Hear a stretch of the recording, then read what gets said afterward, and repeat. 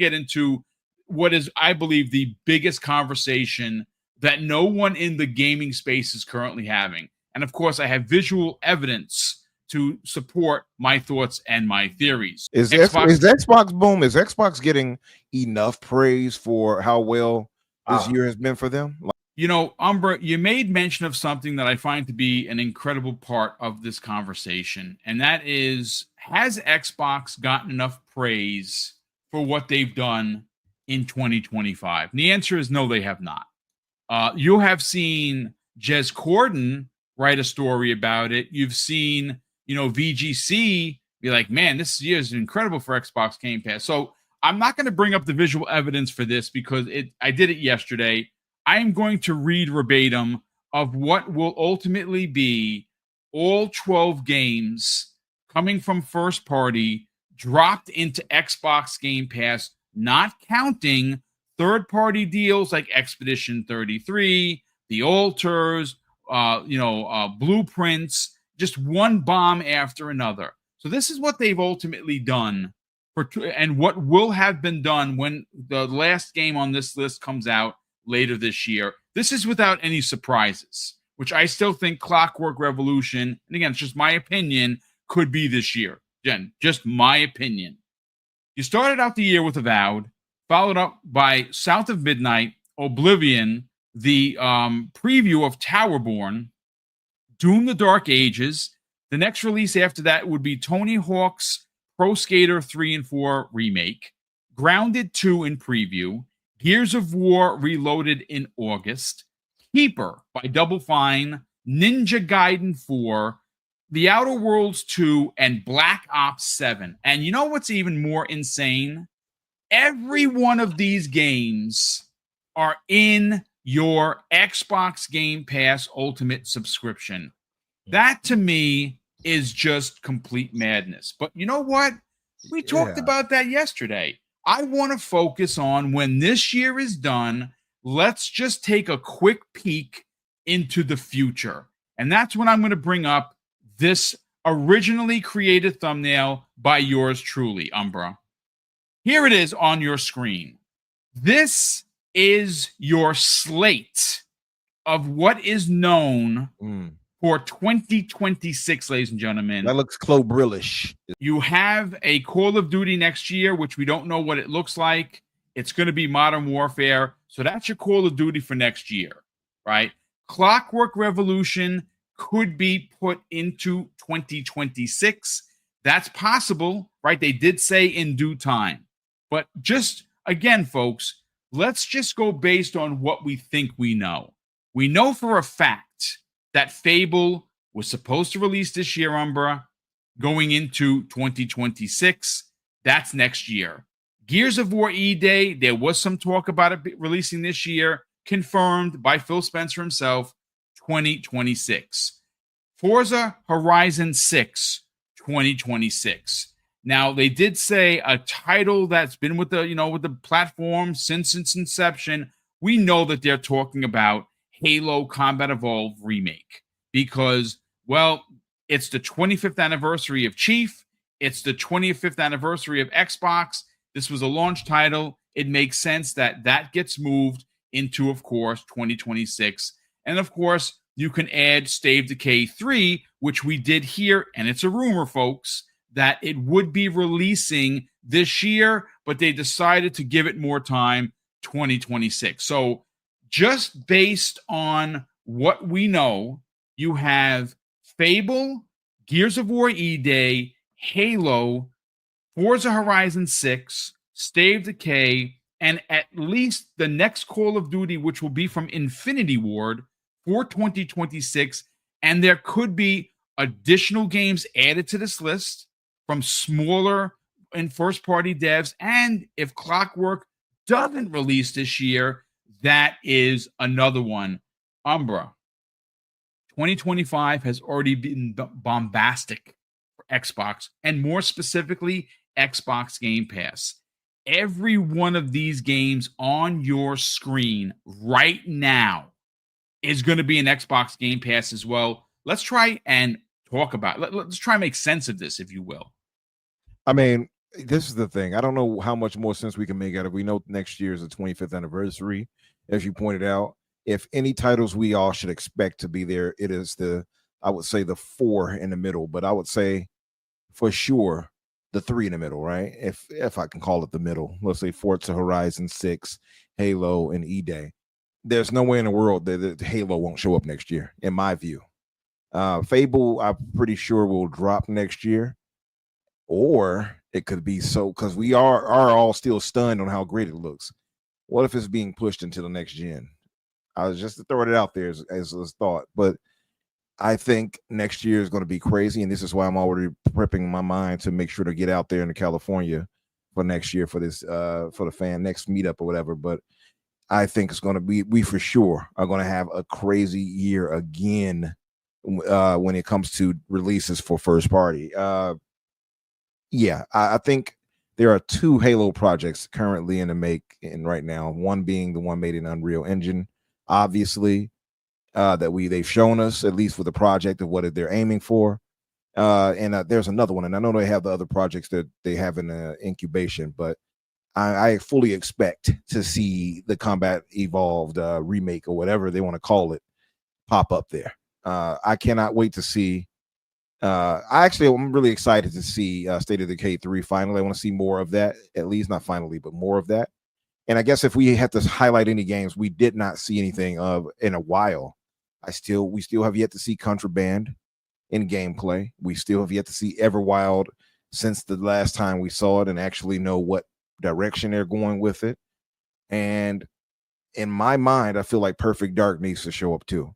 So all 3 of those, I would say, matter so much more in the sense that we don't know where they're at in this I guess when it comes to development at this point. We've seen enough of Fable. We have enough trust in the coalition for E-Day. I have enough trust in 343 or now Halo Studios to show us what they're working with Halo, and they know they have to rebound now that they got my man Pierre there in the leadership. We can fully trust Forza Team Playground when it comes to delivering for that. And of course, we know whatever we get from Call of Duty. So, because they have a whole factory over there making those games. So, none of those are like, yeah, gotta see this. I know you got to deliver here. I fully expect those to deliver. I'm almost certain I'm going to probably be crying like a newborn baby when I see Halo presented in Unreal 5 in gameplay form. No, you're kidding me.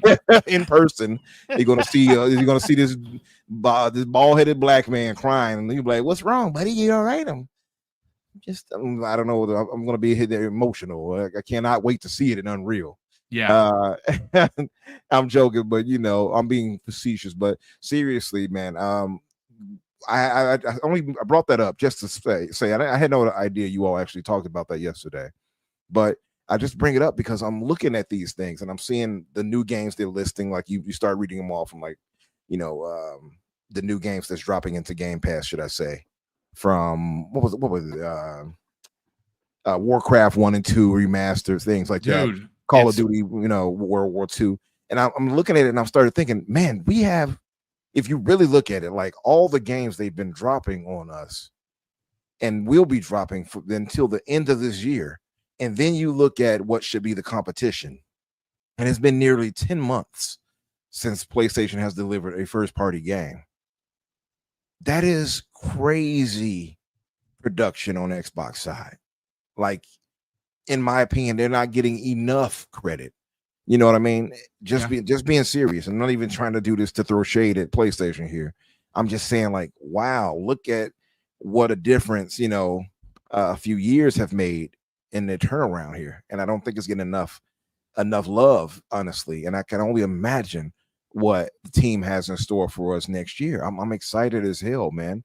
Really am. And I just want to see updates on those, and I want to see gameplay of that. And the good thing is I believe we're going to see that.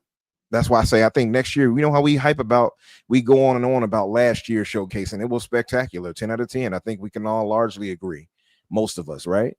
Well, I fully expect next year to blow that one away. So I don't know what else to say except to say that I'm excited and that and that the team who have done what they've done as far as curating this list for games to bring into Game Pass. By the way, is Ninja Gaiden Ragebound coming to Game Pass as well? I don't I'm not know. To be honest with you, I'm not exactly sure. So if that comes too, then man, crazy major W's for Ninja Gaiden this year. You already got the remaster of Part 2, which I played through and beat, and many of us in the chat have. We got Ninja Gaiden 4, which looks phenomenal, and we got Ragebound. Yeah, from Dotemu. So which Ninja Gaiden you were talking about, Umbra? Ragebound. Is that coming to Game Pass? Yeah. Let me go check. All right, let me go check real quick. Played the demo of that, by the way, too. Really cool. Enjoyed it from what I played. But I mean, it's definitely the year of the ninja for sure. You got Ninja Gaiden Black 2, you got Ninja Gaiden 4, you have the Ragebound. You also have Shinobi, which looks incredible. Shinobi looks dope. Shout out to was it Lizard Cube? I think that makes that one. That one looks phenomenal too. Yeah, man. Like I said, I'm excited about what we have in store with Xbox's future. That's why I don't jump to the whole. I don't worry. Like people were like, I know people were like, oh, will we get it next? But all these gems dropping like this, to me, I just don't see why they would abandon what is a profitable division for Microsoft and Indeed. what they've invested in. Man. Yeah, and what they've invested in with all these studios. I just don't see them doing that. So that was why I knew, we would get something. And whatever they have planned after the fact, I'm sure that people will still have an option to get actual hardware. So I am content and I am confident in Xbox's future.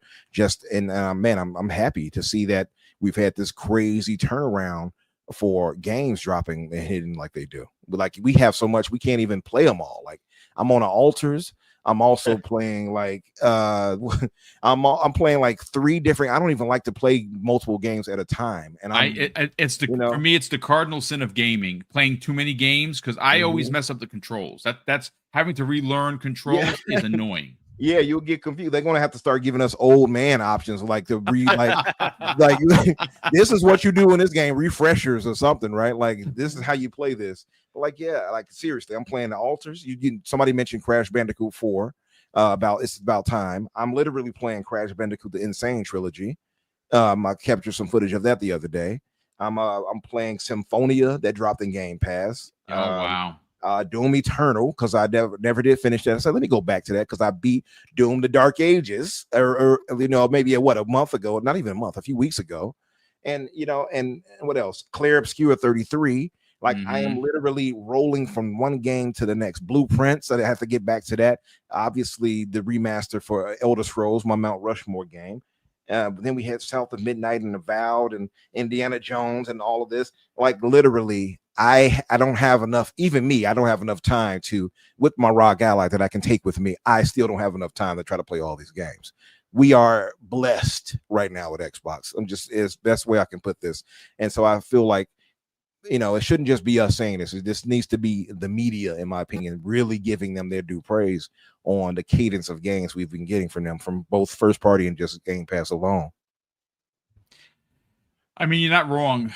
And again, they're probably not going to get the praise, but it's fine. We know as customers and as fans of the brand what we're getting this year, what we're definitely getting next year. So, you know what, Jamie Moran, again, I'm all about that evidence-based conversation, and I did fix it live on the air because, again, I have this stuff ready to go, and I hate myself for making the mistake of not having the correct thumbnail when I showed it, but now I do. So let me bring this up for some visual confirmation of what it looks like for next year.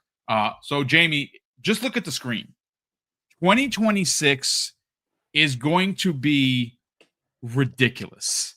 And every one of these games that you see on your screen, whether it be Modern Warfare 4, Forza, Halo, E-Day, Fable, State of Decay, I'd like to personally admit publicly that these are AAA bangers.